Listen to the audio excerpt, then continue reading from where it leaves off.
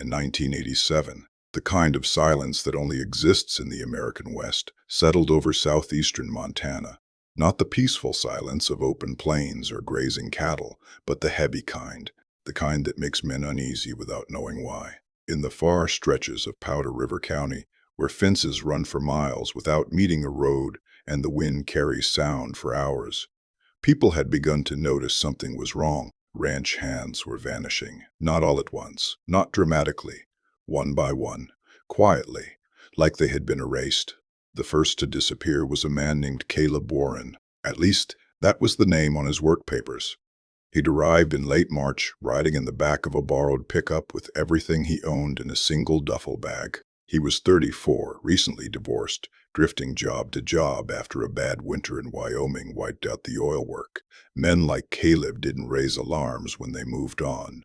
They left notes on tables. They took pay in cash.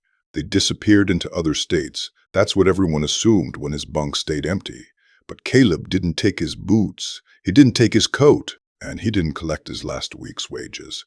When the foreman noticed, he told himself it was nothing. Men walked off ranches all the time, but 2 weeks later, another hand didn't show up for breakfast. Then another. By early summer, 4 men who had worked within a 15-mile radius of one another were gone.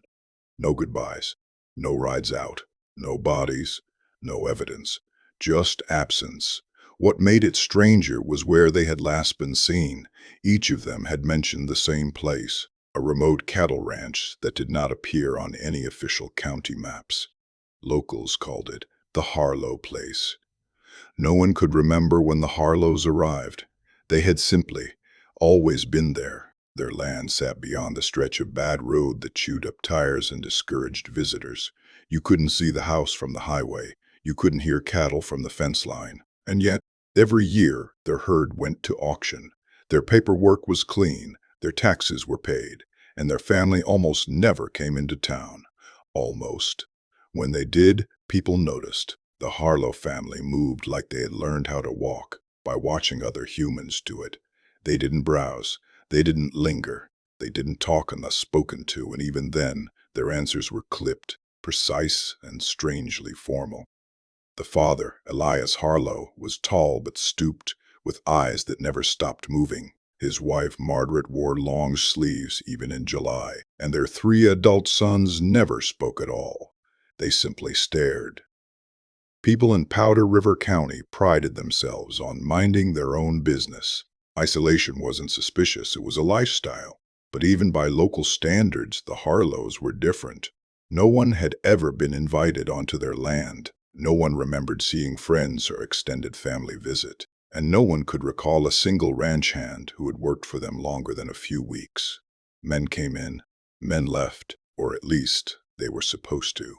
The first time law enforcement heard the name Harlow Ranch was not because of a missing persons report. It came from a complaint filed by a truck driver who claimed he'd been chased off the property one night after stopping to ask for directions. He told the sheriff that the lights on the ranch had come on all at once, every building, every outbuilding, and that figures had appeared at the edge of the yard, standing perfectly still, watching. The deputy wrote it off as nerves. The second time was harder to dismiss. In July of 1987, a blood-soaked jacket was found tangled in barbed wire along a dry creek bed nearly 10 miles from the nearest road. The jacket was identified as belonging to one of the missing ranch hands. There were no drag marks, no shell casings, no signs of a struggle, just blood. A lot of it. Too much for an accident. The sheriff's office quietly opened a case, but Powder River County had 2 deputies on duty for thousands of square miles. No budget, no forensics lab, and no appetite for rumors. When deputies knocked on the Harlow's door for the first time, Elias answered calmly. He said he didn't recognize the name on the jacket, said men passed through the area all the time, said predators dragged carcasses across fences. He invited them no further than the porch. Inside the house, something moved. The deputies would later swear they heard it. Heavy footsteps, more than one set, pacing, waiting. They left without pushing. That decision would haunt them for the rest of their lives. As summer stretched on, the disappearances accelerated. 3 more men vanished between August and September. One of them had been seen drinking at the local bar the night before, telling anyone who would listen that he'd just been offered steady work at the Harlow place. "They pay in cash," he'd said. "No questions." That was the last night anyone saw him alive. Rumors spread fast in small towns, but fear spreads faster. Ranchers began warning hens not to take jobs off the books. Parents told their sons not to hitchhike. Doors that had never been locked were bolted at night. And still, no one said the word out loud. Cannibal, because saying it would mean accepting that something truly monstrous might be living among them, not passing through, not hiding in the hills, but working cattle, paying taxes, smiling politely at the feed store. The break in the case didn't come from law enforcement. It came from a man who escaped. His name was Daniel Rourke, and when he staggered into a neighboring ranch just before dawn on October 3rd, his body told a story before his mouth ever could. His wrists were raw and torn. His back was striped with deep, uneven wounds. And when they tried to give him water, he flinched like he expected to be hit. It took hours before he could speak, and when he did, the first words out of his mouth weren't about pain. They were about meat. Daniel said the Harlows didn't slaughter cattle the way other ranchers did.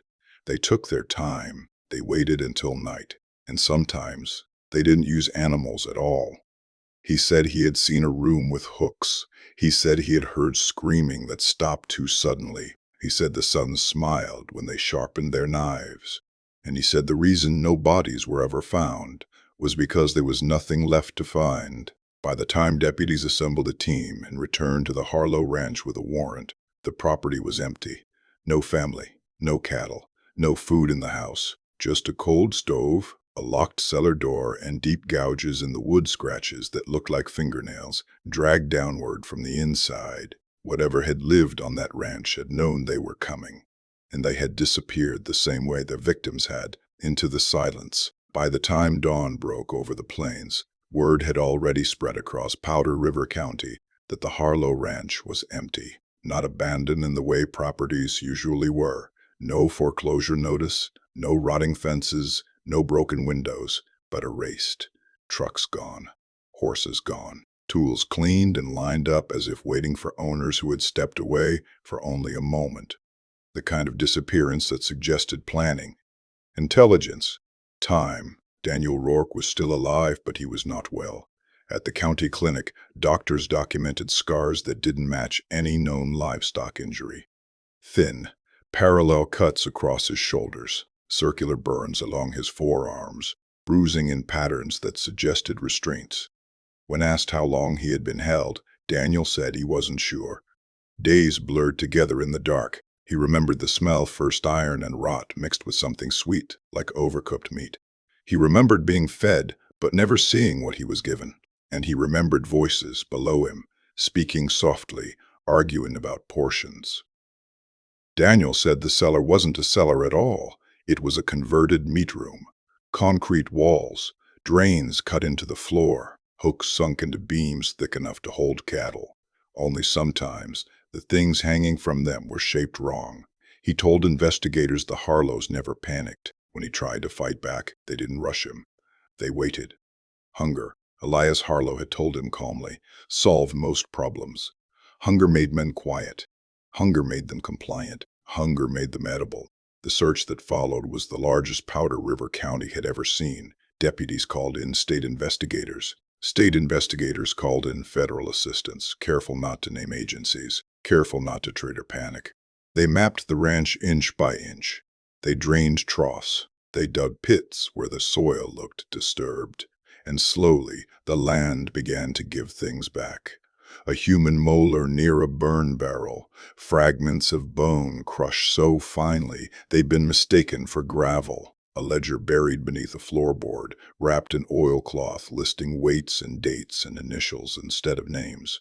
No graves, no bodies, just records. The deeper investigators went, the clearer it became that the Harlows hadn't been improvising. This wasn't desperation. This wasn't madness. It was routine. The sons, Aaron, Levi, and Thomas had learned it the way other boys learned ranch work: how to restrain without bruising, how to bleed without screaming, how to preserve meat without electricity. Generations of isolation had turned necessity into tradition. By the time the modern world pressed in on them, they were already something else. What disturbed investigators most wasn't the violence. It was the order. The house was stripped but immaculate, knives cleaned and wrapped, surfaces scrubbed until no trace remained.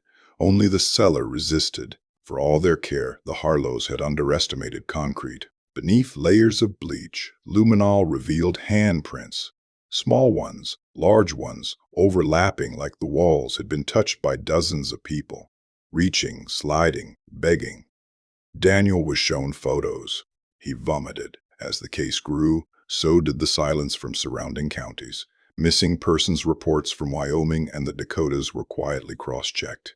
Drifters, seasonal workers, men with no fixed address, men whose families assumed they'd simply moved on. Patterns emerged that stretched back years, possibly decades. Every trail ended near the same stretch of land, and yet there was no sign of the Harlows themselves. No bank withdrawals, no border crossings, no sightings. It was as if they'd stepped off the map. That's when the letters began arriving, handwritten, neat, addressed to no one in particular, left at post offices miles apart. Each one contained a single sentence, written in the same precise script: "You should have stayed away." The envelopes bore no return address. The paper tested negative for DNA. The ink was common, but the message was clear. The Harlows were alive, watching, and they were not finished. Authorities debated going public. Some argued the truth would cause panic. Others argued silence had already cost lives. In the end, a compromise was reached. A warning went out to ranchers and seasonal workers about accepting off-record employment. No names were mentioned, no details shared. Officially, the Harlow Ranch was labeled an unresolved criminal investigation. Unofficially, no one slept well again. Daniel Rourke was relocated, new name, new papers. But trauma doesn't reset with geography. He woke screaming. He refused to eat meat. He said he could still hear them at night, sharpening tools, discussing weight loss, laughing quietly at things he didn't understand. He told one investigator something that never made it into the report. He said Elias Harlow had thanked him for surviving. "Every herd needs a runner," Elias had said. "Otherwise, the land gets lazy." In November, a hunter stumbled across a cabin deep in the Bighorns, nearly collapsed under snow. Inside, investigators found remnants of a campfire, dried meat wrapped in cloth, and a single carving on the doorframe. 4 vertical lines, 1 crossed out. A tally. They never found the bodies of the missing men. They never found the Harlows. And every so often, in towns scattered across the northern plains, ranchers would report strangers asking about work. Quiet men, polite, always in pairs, always leaving before sunrise. The case remains officially open because some families don't disappear, they migrate. By the winter of 1988, the case had stopped being discussed out loud in Powder River County.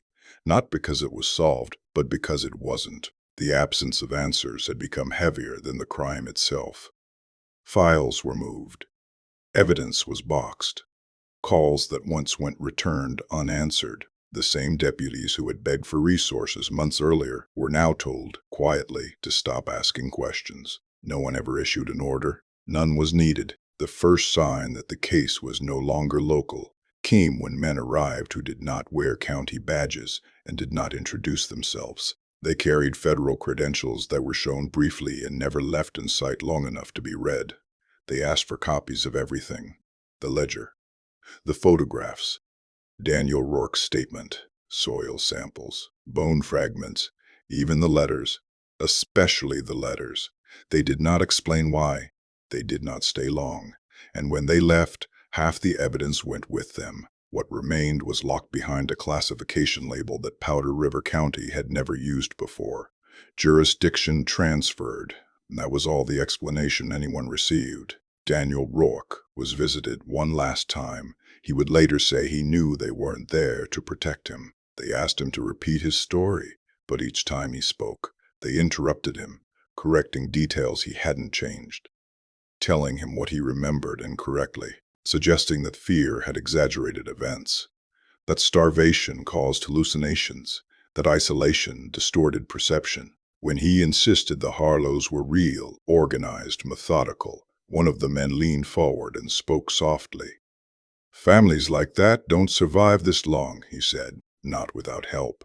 Daniel was told to sign new paperwork. He was told the case was being closed due to lack of prosecutable evidence. He was told he would be safer if he stopped talking. When he refused, his relocation benefits were delayed. When he threatened to go to the press, they disappeared entirely. That was when Daniel realized something worse than the Harlows existed. Someone wanted them free. The ranch itself was sold at auction in the spring. No announcement, no press. The buyer was a shell company registered out of state. Within weeks, the house was demolished, the cellar filled with concrete, the land reseeded and fenced. By summer, cattle grazed there again, unaware of what had soaked into the soil beneath their hooves.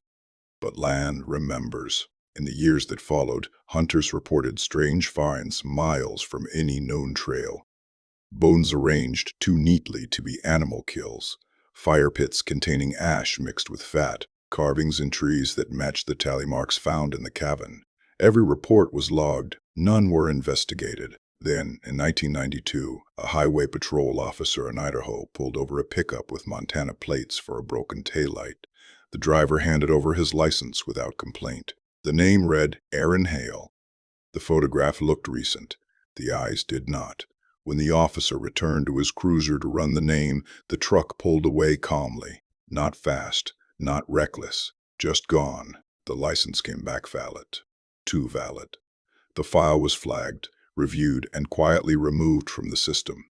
No alert was issued. By the mid-1990s, missing persons reports across the northern plains followed a familiar pattern. Men without close family. Men between jobs. Men last seen taking work on isolated properties. The distances between disappearances suggested movement, not wandering. Migration. A pattern consistent with grazing. One investigator retired, ignored, and increasingly bitter kept his own private map. He marked dates, names, locations. When he overlaid them with cattle routes and seasonal work cycles, the shape that emerged was unmistakable. It wasn't random, it was sustainable. The Harlows had adapted. They no longer stayed in one place long enough to be noticed. They no longer relied on a single property. They used temporary sites, remote cabins, seasonal leases, places where livestock already masked smells and waste, places where blood could be explained. They learned from mistakes, they learned from being discovered, and someone, somewhere, decided that stopping them would cause more damage than letting them continue. The official explanation was never written, but it didn't need to be. Rural panic would devastate agriculture. Interstate investigations would expose decades of negligence. Entire regions would have to confront the possibility that people they had dismissed as drifters were being harvested. Better to let the story die. Better to let the family move. Daniel Rourke died in 2001. Official cause, suicide. Those who knew him said he never stopped talking about the knives, the hooks, the way Elias Harlow had spoken about hunger like it was weather inevitable, cyclical, indifferent to morality. Daniel left behind a notebook filled with names he couldn't verify and dates he couldn't explain. On the last page he wrote a single sentence. "They're not hiding."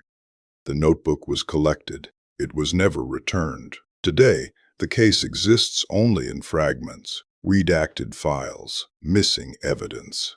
Witnesses who learn too late that survival sometimes comes with conditions. Officially, no Cannibal family ever operated in Powder River County. Officially, the Harlow Ranch never did anything wrong. Officially, the disappearances were coincidence, but the land still produces cattle, and every year men still arrive looking for work. The West has always had a way of swallowing people without witnesses.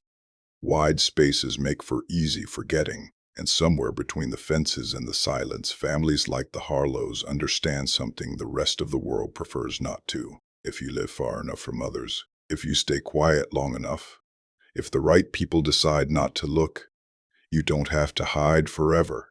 You just have to keep moving.